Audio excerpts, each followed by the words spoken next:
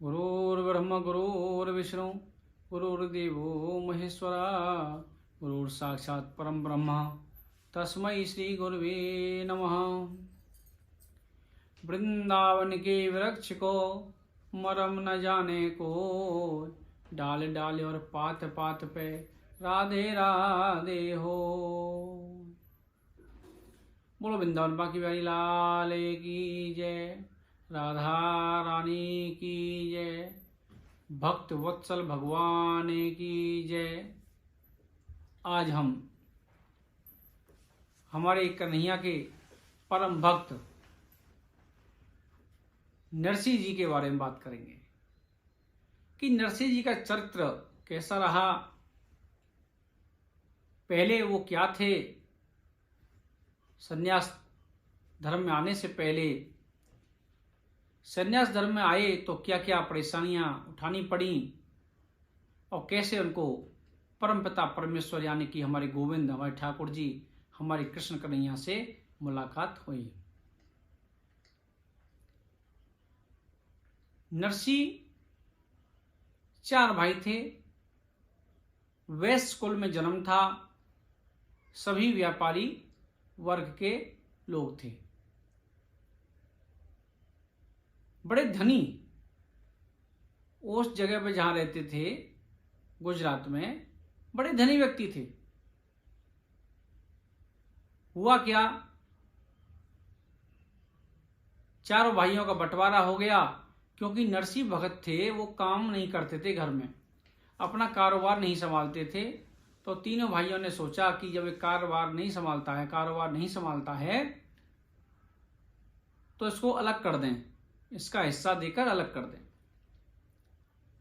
जो नरसिंह भगत जी के जो हिस्सा था उनको देकर उनको अलग कर दिया।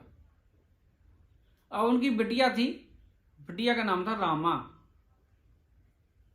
नरसिंह जी के जो भाग में जो हिस्सा आया, जो जमा पूंजी आई, जो धन आया, उससे अपनी पुत्री का विवाह एक धनी व्यक्ति के साथ कर दिया। यानी कि रामा की जो ससुराल थी वहां पर लोग बड़े धनी थे, संपन्न थे, वो भी व्यापारी थे। अब उसके पास, नरसिंह भगत जी के पास कुछ बचा नहीं, अपनी एक झोंपड़ी डाल ली। जो भी धन था वो अपनी बिटिया की शादी में खर्च कर दिया। अब किसकी शरण ले ली? परम पिता परमेश्वर की।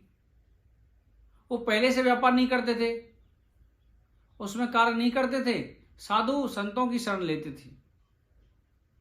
साधु संतों की शरण लेने के कारण क्या हुआ, उनका मन, उनकी रुचि परम पिता परमेश्वर की तरफ लग गई।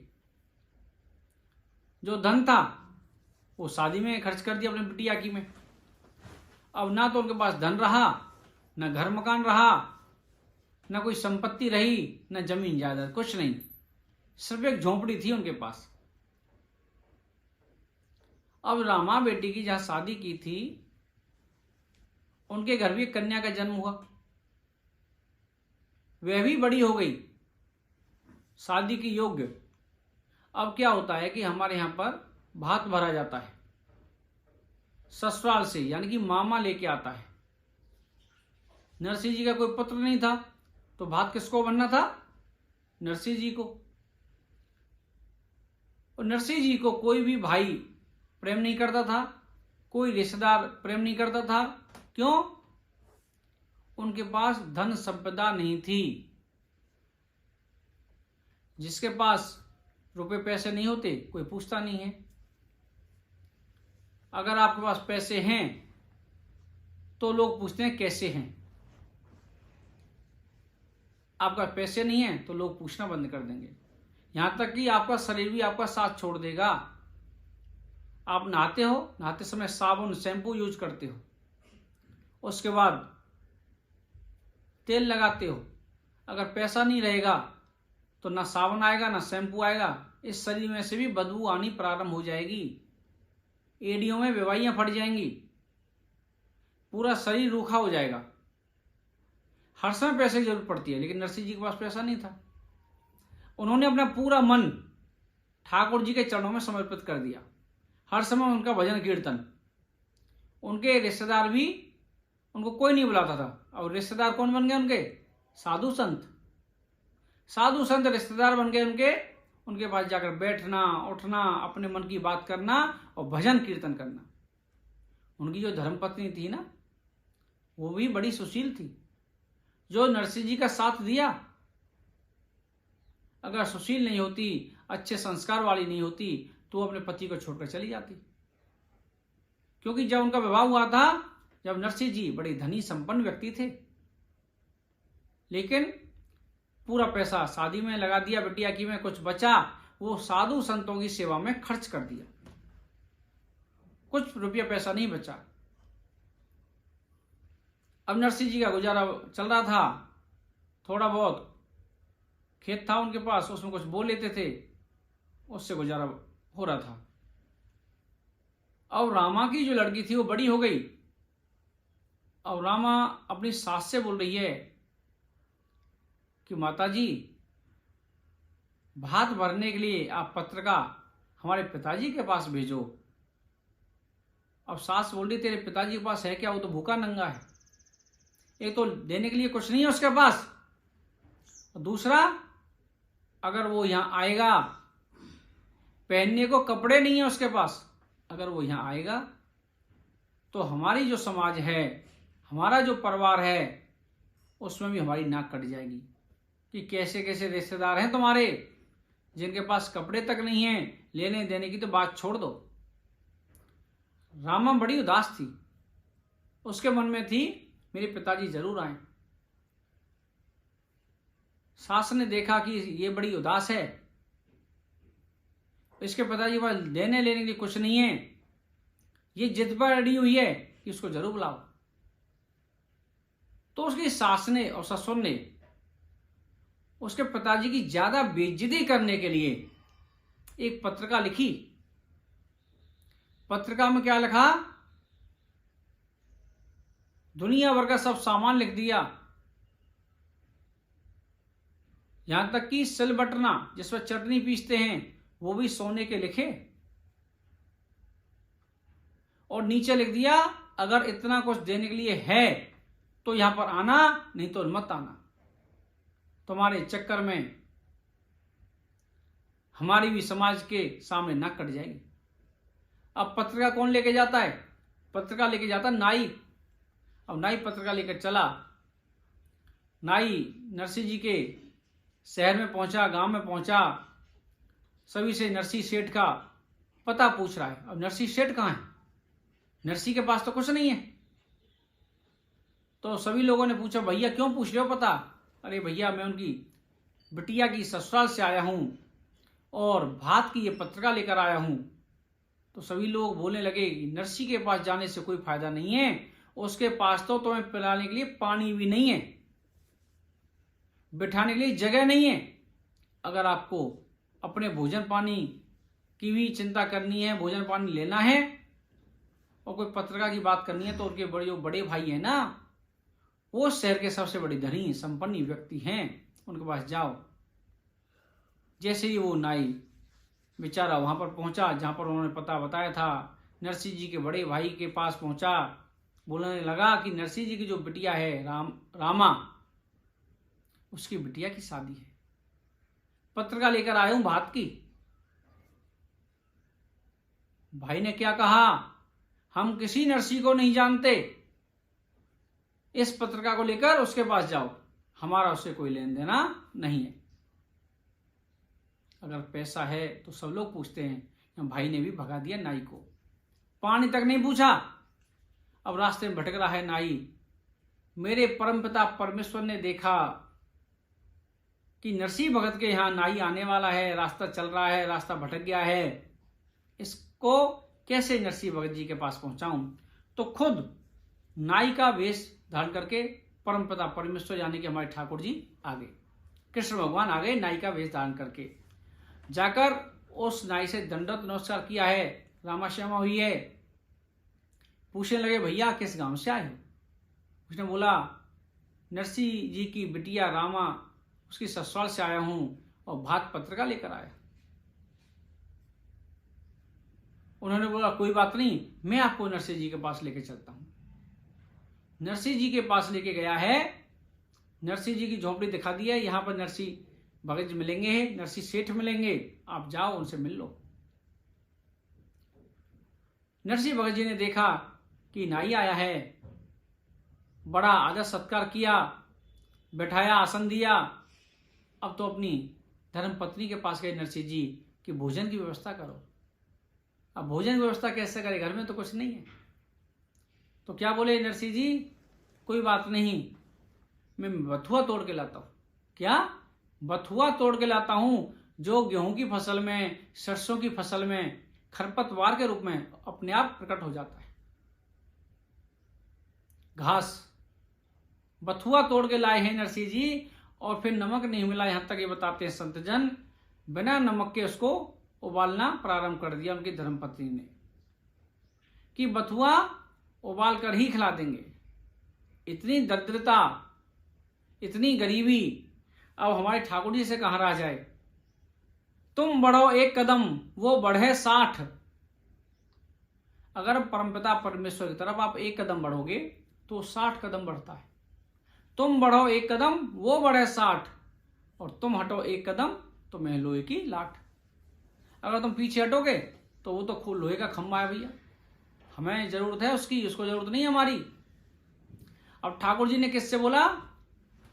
रुक्मणी जी से बोला कि भोजन की थाली तैयार करो, मेरे भगत के यहां नाई आया है, मेहमान आया है, घर पर भोजन की व्यवस्था नहीं है, खाली पेट जाएगा वो अच्छा नहीं है। उसने मेरे ऊपर, साधु संतों के ऊपर पूरा जीवन न्यौछावर कर दिया है, जीवन समर्पित कर दिया है, तो भक्त की बात के लिए आप भोजन की तैयारी करो। तो रुक्मणी जी ने भोजन बनाया है। भोजन थाली किसकी? सोने की। सोने की थाली में भोजन, और सोने के लोटे में पानी लेकर नरसिंह जी का वेश बनाकर मेरे ठाकुर जी वहां पहुंचे हैं, जहां पर नाई विराजमान था, नाई बैठा था। भोजन कराया, वहां पर नरसिंह भगत जी और उनकी धर्मपत्नी बथुआ को उबाल रहे थे। अब नाई ने भोजन पाया। अब तो ठाकुर जी बोलने लगे, भैया हमारे यहाँ इतनी रिवाज है, जिस थाली में कोई अतिथि भोजन करता है उस थाली को हम अपने घर में नहीं रखते, आप इस थाली को, लोटा को अपने साथ ले जाओ। थाली किसकी थी? सोने की। लोटा किसका था? सोने का। नाई बड़ा प्रसन्न हुआ, बड़ी अच्छी विदा मिली है। अब तो उस विदा को लेकर गया और रामा की जो ससुराल थी वहां जाकर बोलने लगा, आप बोल रहे थे कि वो तो गरीब है, उसके पास खाने के लिए, खिलाने के लिए कुछ नहीं है, देखो मुझे विदा में क्या दिया है, सोने की थाली और सोने का लोटा। जब नाई ने वहां पर भोजन कर लिया था ना झोंपड़ी में, तो नरसिंह भगत उस बथुआ को लेकर आए थे नाई के सामने, भगवान प्रसाद पे आओ। अब वो बोले प्रसाद पाओ, मेरे पेट में तो जगह नहीं है, इतना भोजन किया है मैंने। तो नरसिंह भगत को विश्वास नहीं हुआ कि आपने भोजन कहां से कर लिया, मैं तो बथुआ उबाल रहा था वहां पर। तो उनको थाली लोटा दिखाए। जब नरसिंह भगत को विश्वास हुआ है कि मेरे परमपिता परमेश्वर भोजन करा गए। अब क्या हुआ, जब वही थाली लोटा रामा की सास और ससुर को दिखाए हैं, बोले वो गरीब नहीं है, लेकिन चिट्ठी में क्या लिख रहा था नीचे, अगर तेरे पास ये सामान हो, लाने की हिम्मत हो, लाने की सामर्थ्य हो, तो ही भात भरने आना, नहीं तो अपने घर पर ही रहना। अब भात भरने की तारीख आ गई, तिथि आ गई। अब तो बैलगाड़ी मांगने जा रहा है नरसिंह भगत, कोई बैलगाड़ी बना दे। अब रिश्तेदारों के पास जा रहा, भाइयों के पास जा रहा, भाई आप चलो साथ में अपनी समाज को लेकर, लेकिन कोई चलने को तैयार नहीं, क्योंकि तेरे पास देने के लिए तो कुछ नहीं है, वहां जाकर तुम्हारे साथ साथ हमारी बेइज्जती होगी। कोई भी चलने को तैयार नहीं नरसिंह भगत जी के साथ। अब हमने क्या बताया था, नरसिंह भगत के सबसे बड़े रिश्तेदार कौन थे? साधु संत। वो साधु संतों के पास गया कि प्रभु हमारी बिटिया के यहाँ शादी का महोत्सव है, हमको भात भरने के लिए जाना है, तो कृपया करके आप चलो। हुआ क्या, सभी साधु संत तैयार हो गए, गाड़ी मिली नहीं, बड़ी मुश्किल से उसके दोस्त ने गाड़ी दी है, गाड़ी रास्ते में जाकर टूट गई। अब मेरे गोविंद ने सोचा कि अरे गाड़ी भी टूट गई, इनको चलानी नहीं आती, ये कब पहुंचेंगे। ठाकुर जी एक ग्वाले का वेश धारण करके पहुंच गए। अरे बाबा, तुम पे गाड़ी चलानी नहीं आती, हम गाड़ी चलाएंगे, तुमको नहीं आती गाड़ी चलानी। तो ठाकुर जी ने गाड़ी को सही किया है, सभी साधु संतों को बैठाया है और कहाँ पहुंचा दिया, रामा बिटिया की ससुराल। और उन्होंने रहने की व्यवस्था कहाँ की थी, जब कोई रिश्तेदार आते हैं, भातैया आते हैं तो कहाँ व्यवस्था करते हैं, अच्छी जगह पे। लेकिन नरसिंह भगत के पास देने के लिए कुछ नहीं था, तो उनकी व्यवस्था कहाँ की, गौशाला में। गौशाला में ठहरा दिया, वहां ठहरा दो, न खाने की पूछी न पीने की पूछी। अब रामा को पता चला मेरे पिताजी आ गए हैं, लेकिन उनके पास साथ कोई नहीं आया सिवाय साधु संतों के, और खाली हाथ आए हैं, उनके पास देने के लिए कुछ नहीं है। अब वो पहुंची है रामा बिटिया, जब से ससुराल से आई थी तो मिली नहीं अपने पिताजी से। अब कब मिल रही है, जब अपनी बिटिया की शादी होने वाली है। बोली अपने पिताजी से, पिताजी आपने क्या हाल बना रखा है, दुबले पतले साधु संत, साधु का भेष, दाढ़ी बड़ी हुई, बाल बड़े हुए। बोलने लगी कि पिताजी जब आपको पता था आपके पास कुछ देने के लिए नहीं है तो नहीं आना चाहिए था, यहाँ पर ये ससुराल वाले मुझे जीने नहीं देते, और आपके पास देने के लिए कुछ नहीं है तो मुझे जीने नहीं देंगे। बाबा अभी रात बाकी है, अगर कुछ बात हो तो आप रात रात में यहाँ से निकल जाना, मैं कोई ना कोई बहाना बनाकर बोल दूंगी। अब बिटिया की बात सुनकर नरसिंह भगत शांत हो गए। बोले बिटिया, जब मेरे पास धन था तो मैंने तेरी शादी की अच्छी तरह। पिताजी वो बात ठीक है, लेकिन आज आपके पास कुछ नहीं है, यहाँ ससुराल वाले मुझे जीने नहीं देंगे, आप चले जाना। नरसिंह भगत जी गए नहीं, मन देखेंगे क्या होगा। सुबह पता किया, नरसिंह भगत ने सूचना भिजवाई कि गर्म पानी चाहिए नहाने के लिए, सर्दी का समय था।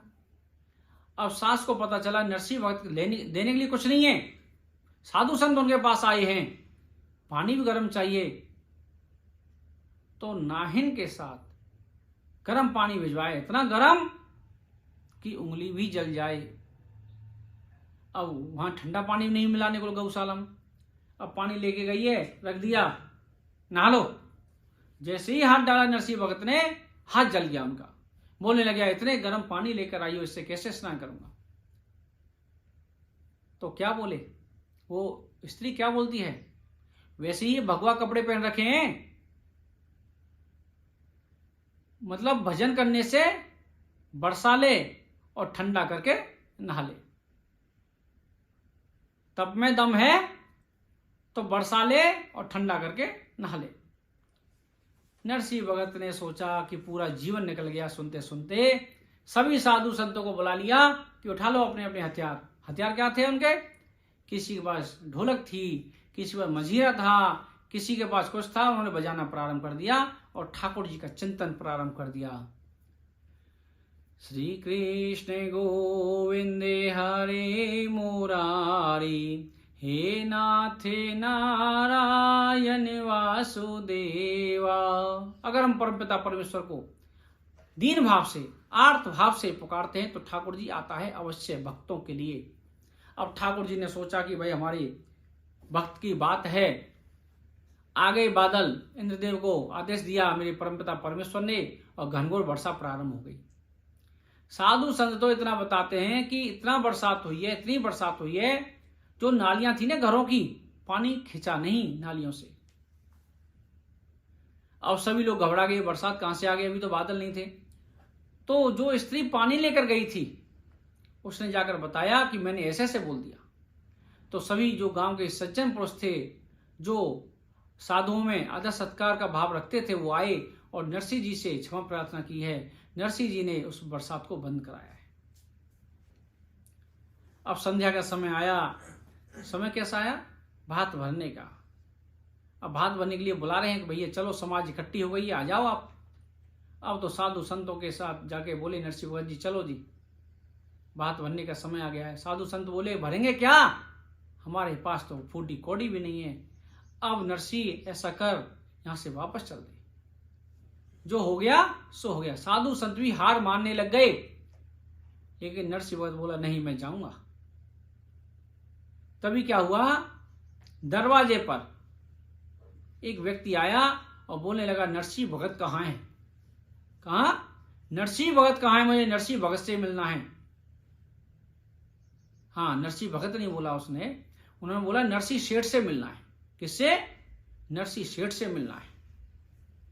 अब तो साधु अंदर आया भाग के, बोला कि कोई आया है और रथ पे बैठा है, बैलगाड़ी बैठा है, बैलगाड़ी में सामान है, खुद रथ पे बैठा है, बोल रहा है नरसिंह सेठ से मिलना है। बात बनने का समय आ गया। तो नरसिंह भगत जी समझ गए कि मुनीम आ गया है। मुनीम कौन? परमपिता परमेश्वर। अगर आप भजन करते हो सच्चे मन से तो वो मुनीम की तरह, जैसे फिल्मों में दिखाते हैं ना, छतरी लेके घूमता है मुनीम, ऐसे चलता है। लेकिन कब? आप मांगो मत। आज भजन किया, 1 माला की, 2 माला की, आपने कुछ मांग लिया तो आपका सौदा हो गया। जैसे हम सामान लेने जाते हैं, हमने 1 किलो चीनी के पैसे दिए, 1 किलो चीनी ले ली, तो बस खत्म। भाई हमारा उसका क्या व्यवहार रहा, रामा श्यामा तक बस। लेकिन वो कर्जदार कब बनता है? भगवान आप भजन करते रहो, भजन करते रहो, करते रहो, करते रहो, लेकिन मांगो मत। तो ठाकुर जी कैसे घूमता है कि उसका बैंक बैलेंस इतना बन गया है भजन रूपी धन का, कब क्या मांग ले, इसलिए उसके पीछे पीछे चलता है जैसे छतरी लेके मुनीम चलते। ठाकुर जी ने आके देखा कि कन्हैया खड़ा है, ओ नरसिंह भगत जी खड़े हैं, गले लग गए। अब नरसिंह भगत बोले ठाकुर जी से कि तू बड़ा निष्ठुर है, आने में विलंब कर दिया, कितना परीक्षा लेता है तू। ठाकुर जी बोले मैंने विलंब नहीं किया, तू शरणागत तो था लेकिन पूरी तरह नहीं था। नाई गया, नाई को रास्ता नहीं मिल रहा था, मैंने रास्ते तक पहुंचाया। फिर भी तूने सोचा मैं बथुआ बना के खिला दूंगा, फिर भी मुझसे नहीं रहा गया, फिर मैं भोजन करा के आया। गाड़ी तेरी टूट गई, गाड़ी को मैंने ठीक किया। अब बता तेरा भात भरने का समय आ गया है, तो मैं अपनी जगह पे आ गया कि नहीं आया? मैं देर नहीं करता। तो सभी साधु संत बोलने लगे अब समय खराब मत करो, चलो जहां पर भात भरा जा रहा है। सभी पहुंच गए जहां पर भात की तैयारी हो चुकी थी, पूरा समाज एकत्रित हो गया था। जहां रामा की सास और रामा के ससुर सोच रहे थे नरसिंह भगत की आज ज्यादा बेइज्जती करनी है, जिससे कभी आने की सोचे भी ना। नरसिंह भगत जी पहुंच गए, फटे कपड़े हैं, साधु संत भी ऐसे ही हैं, कोई कपड़ा है कोई नहीं है। साथ में क्या है? झांझ है, मजीरा है, ढोलक है, ऐसा सामान लेके पहुंच गए। पीछे से देखा कि मुरली मनोहर आ रहा है। तो जब भात बढ़ते हैं ना, भात बनने जाते हैं, तो दहलीज पर बहन टीका करती है भाइयों का। अब नरसिंह भगत का कोई बेटा नहीं था, तो ठाकुर जी रामा के लिए उसके भाई बन गए। गले से लगाया है बहन को और बड़ी बात हुई है, अंदर ले गए हैं रामा। जब हम बैठ गए हैं तो ठाकुर जी बोल रहे हैं नरसिंह जी से, वो भात पत्र का निकालो, क्या क्या सामान लिखा था इन्होंने। तो उसमें लिखा था धनिया, जीरा, नमक, मिर्च, हल्दी, इतने कपड़े। ठाकुर जी ने कहा कुबेर से सबका 100 से गुणा कर दो और इतना सामान डालते जाओ। अगर 1 कुंटल सामान उन्होंने लिखा है तो 100 कुंटल सामान, ढेर के ढेर लगा दिए ठाकुर जी ने, इतना सामान दिया भात में। अब भात ठाकुर जी के साथ रुक्मणी जी भी आई थी, बोली आप मर्दों को भात पहनाओगे, मैं औरतों को भात पहनाऊंगी। ठाकुर जी ने अपनी जो रामा के ससुर थे उनको भात पहनाया है और रुक्मणी जी ने रामा को भात पहनाया है। करोड़ों में उनकी कीमत। और एक जैसे ही कपड़े जितने भी लोग बैठे थे वहां समाज में, स्त्री और पुरुष, सबको एक जैसा भात पहनाया है। अनमोल जो कपड़े दिए उन्हें मणियां लग रही हैं। और सबसे अंतिम में लिख रहा था सोने का सिलबटना जिसे चटनी पीसते हैं। तो ठाकुर जी ने कुबेर जी को बोला 40 किलो का सोने का सिलबटना, और सीधे किसके हाथ में दे दे? रामा की सास के हाथ में। रामा की सास के हाथ में दिया है, हाथ से छूट गया और पैरों के ऊपर पड़ा है। महाराज पैर टूट गए। राधे राधे। तो कहने का मतलब यह है, इतना भात भरा है, शाम से स्टार्ट किया और सुबह 3 बजे तक भात भरा है। फिर बोले मेरे प्रभु कोई रह तो नहीं गया? सबने बोल दिया कोई नहीं रहा, आज तक ऐसा भात किसी ने नहीं भरा। अब ठाकुर जी वहां से चल दिए, विदा लेकर नरसिंह जी से, नरसिंह जी भी चल दिए। अब गांव की औरतें सुंदर सुंदर वस्त्र पहनकर अपना कार्य कर रही थी, तो एक बुढ़िया ने देख लिया, अरे इतने सुंदर वस्त्र तेरे पास कहां से आ गए हैं? तो क्या हुआ? वो बोली कि रात को भात भरा गया, तू कहां रही? अरे तू कहां रही? पूरे गांव को इतना भात पहना है। बोली मैं तो सोती रह गई। अब कहां है वो? वन की वो तो चला गया। किधर चला गया? उधर गया है रास्ते में। अगर तुझसे आवाज लगाई जाती है या तेरे हाथ आ जाता है तो पूछ ले, कुछ ना कुछ तो होगा, दे देगा। तो बात करने लगी, बोलने लगी, अरे कुछ हो तो दे जा, अगर ना हो तो फिर की कह जा। तेरे पास कुछ बच्चा है तो दे जा, ना हो तो फिर की कह जा, अगली बार के लिए बोल दे मुझे। अब ठाकुर जी ने सोचा कि ऐसे जन ये सो गई है, ऐसे कितने लोग सो गए होंगे। इतना बात दिया है उसके बावजूद भी लोग रह गए। कुबेर को आदेश दिया है, 1.25 पहर हुंडियों की बरसात कर दे। हुंडी पता है? सोने के सिक्के, असरफी। 1.25 पहर हुंडी बरसात की है। 1.25 पहर कितना होता है? 3.25 घंटे। 3 घंटे का एक पहर होता है। 3.25 घंटे सोने की असरफियों की बरसात हुई है। इतना बात कोई भरेगा? किसके लिए? एक भगत के लिए, जिसके पास देने के लिए कुछ भी नहीं था, यहां तक कि खुद के कपड़े भी फटे हुए थे। लेकिन हुआ क्या? उसने शरणागति ले ली, मेरे परमपिता परमेश्वर के ऊपर विश्वास किया। विश्वास नहीं है कुछ लोगों को, अगर विश्वास करेंगे तो वो कभी पीछे नहीं हटता है। जैसे नरसिंह भगत का भात भरा, ठाकुर जी आज भी सभी के लिए तैयार रहते हैं, लेकिन हमको उनकी तरफ चलना चाहिए। आज के लिए बस इतना ही। नरसिंह भगत की कथा सूक्ष्म रूप से कही, क्योंकि इस कथा को हम कितना ही बढ़ा सकते हैं, 2 घंटे की, 3 घंटे, लेकिन सभी के पास इतना समय नहीं रहता। थोड़ी सुनेंगे तो थोड़े में शायद भक्ति जागृत हो जाए ठाकुर जी के लिए। सभी को राधे राधे, जय श्री कृष्ण।